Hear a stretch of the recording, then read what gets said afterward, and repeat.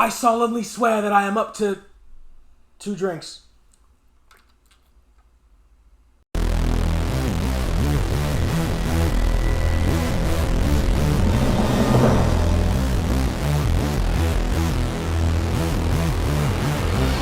Party people in the place to be. What's going on? It's me. If it's Sunday, it must be time for another long overdue movie review, and we are apparently in Harry Potter month this month. Harry Potter and the Prisoner of Azkaban. This is long overdue by 7. So apparently they busted these out. Like, this is a 2-year difference between the original or between the second one, and so they like right back to back. And I guess I understand that aspect. You know, you're dealing with kid actors in a series like this, right? Like, you gotta bust these movies out. Like like this has to be the next 10 years of their lives. Now you got yourself a movie. Now you got yourself something you can hang your wizard hat on. Now you got yourself a flick. The components work in this one, and they work in this one. Again, we're seeing growth. We're seeing, incremental improvements on these movies in the right direction, and the increments are getting bigger, and they already started from a really halfway decent point. The biggest albatross in that first movie was the special effects, and the second biggest would have been, I would have wanted a more cohesive story as opposed to just little adventures, but fine, and a couple other little nitpicky things. Then those get fixed in the second one, right? It's not that some components aren't as strong, but the components that they fixed in the second one get fixed. You see the progress. Now in this one, I mean, I'm hard-pressed to really say much about this that is negative, honestly. You have the story works. The special effects, again, they either stay where they were in the last one, or they, in some instances, actually do get better. There's nothing too jarring that makes my lizard brain react in a negative way, like, these special effects. Like I mentioned, the story is good, the acting is good. In terms of, the young actors, again, they're stepping their game up. There's a twist at the end that, whatever, but they built so much goodwill, like how they pulled the twist off, I thought was a little bit could have been better. But they built so much goodwill through the rest of the movie that it's less of an issue for me. That's all I'm gonna say in terms of the non-spoiler section. Although for this however many 7-year-old movie, so I'm gonna take my sip before we dip into spoiler territory.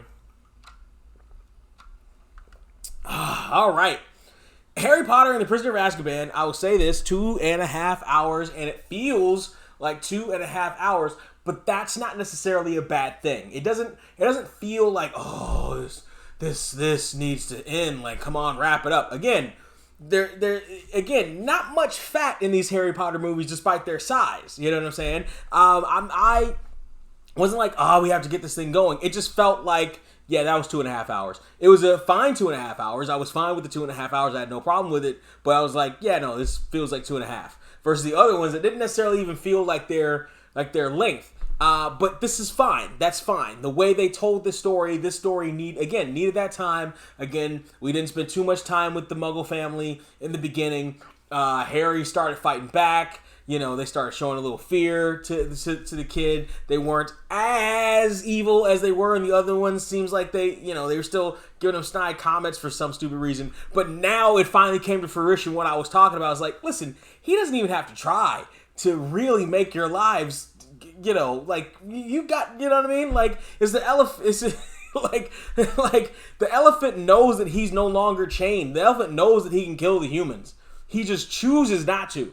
You know what I'm saying? Stop poking him with a stick. The components, as we're getting on the train again, and we see the what are they called, the Dementors, the Damien Dementos. And one of them comes and basically almost kills Harry Potter, because basically he's got so much agony and tragedy on his life that they can feed on him for a while. And they're an issue because there's a prisoner of Azkaban, don't you know, that's escaped from prison. This time, Voldemort is not the big bad. This is what I was talking about in the last movie. in the last movie review, you can't have Shredder be the bad guy every time, right? You gotta have something else. In the same vein, in the same lineage, who betrayed Harry Potter's parents? People say it was this prisoner of Azkaban, twists and turns abound, etc., etc. We'll get to those when we get to those, but it's not Voldemort himself. It's not the direct, it's not the direct big baddie, because again, we got other movies we got to get through. So they're starting to go through the chain of events. You're starting to work your way up to the big bad. Again, we're talking about wrestling psychology here. Shawn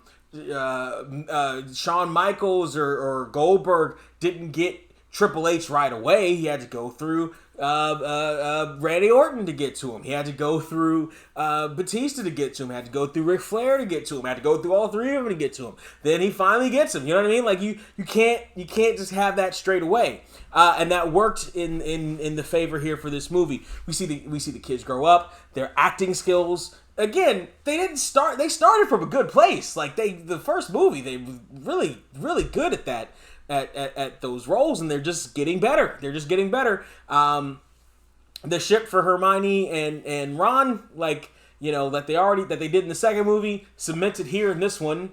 Obvious end game there. Whether you've seen the memes or not, obviously, it was obvious what's going to happen there. But that's not the story. The story is Harry, and this is a very Harry-centric movie, and I'm fine with that. He's the main character after all, and he's a little bit older now. He can handle the weight of that role. You still spend enough time with everybody else to build relationships, to figure different things out about the characters, to want to spend time with these characters, to see them grow up, right? To see how they change in terms of how they adapt to Hogwarts, the kind of clothes they wear, how they interact with each other. They're getting older, right? They're not the cookie cutter little kids anymore. They're vets now at this Hogwarts shit. Like they've been there long enough so that they know all the entrances and exits, and they know the game. They're the OGs now,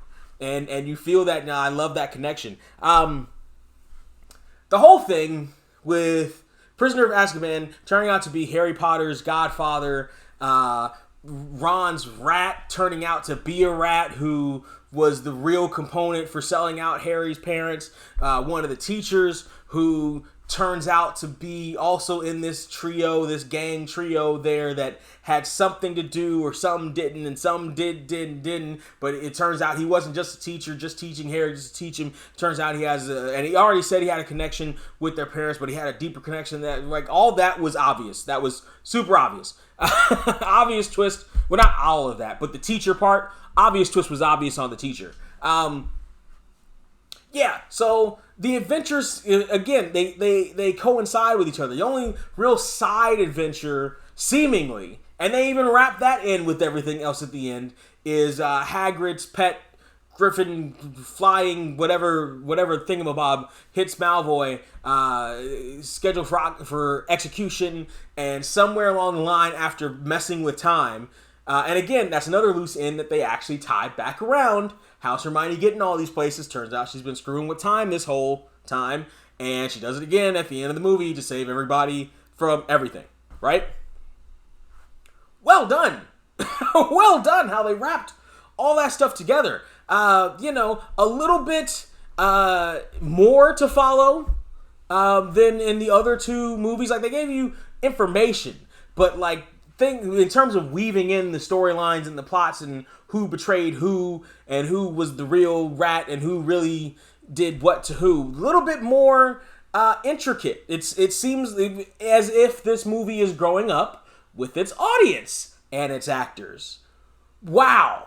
That's very well done how they pulled that off. I liked how they pulled that off. The special effects were about as on par, if not a little bit better. The flying Griffin thing, some of those scenes were a little cartoony, but ironically enough, near the end, some of them actually looked a little bit better. I don't know if they did more. I don't know what happened. I don't know if certain things. I don't know how that worked out, but it did work out that particular way. We see more of the power of Harry. It wasn't just about, like the first one, him winning everything.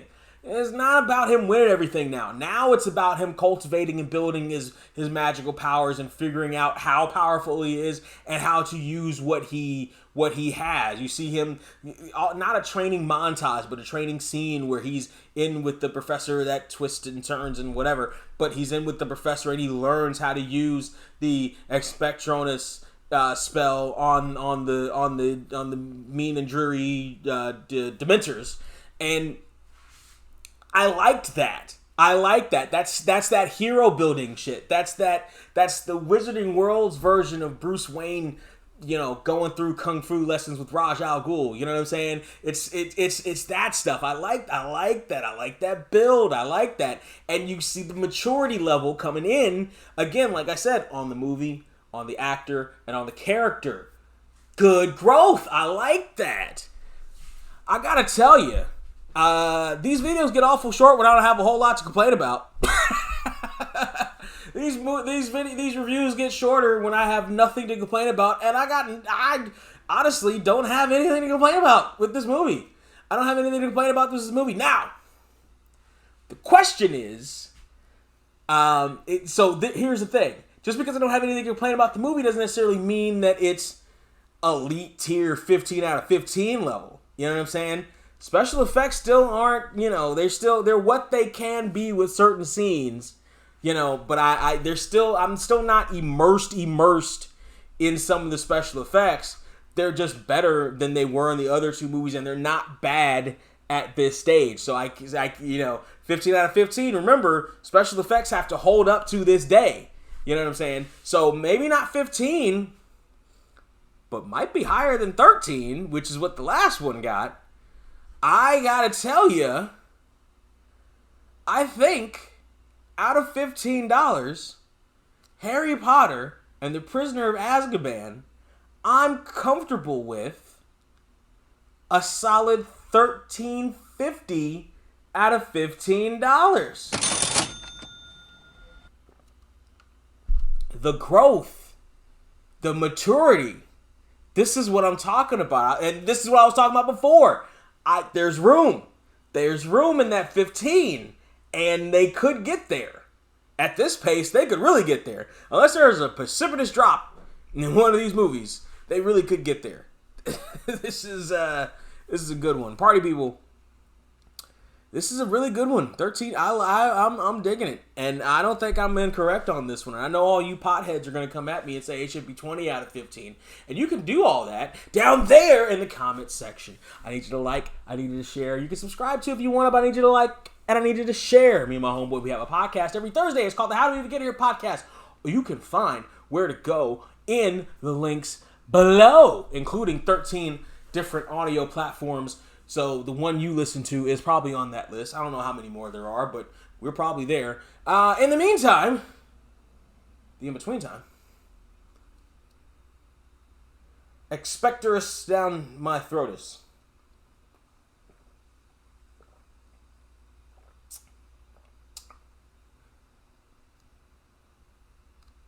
That didn't sound right. I'm a nice guy, I'm a nice place, with a nice smile on my nice face. Turn your back and I'm making sure my night's straight. And when you're out of town, I'll be making sure your wife's straight.